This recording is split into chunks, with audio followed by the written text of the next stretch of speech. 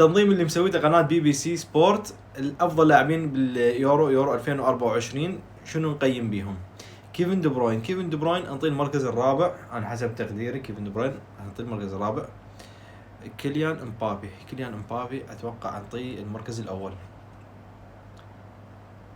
جود بيلينغهام انطيه المركز الثالث. لوكا مودريتش انطيه المركز الخامس.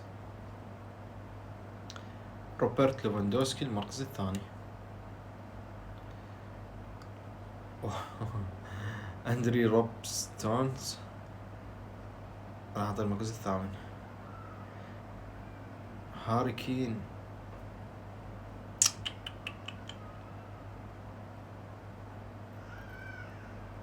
موسيالا، والله يا عمي واحد اضرب من الثاني.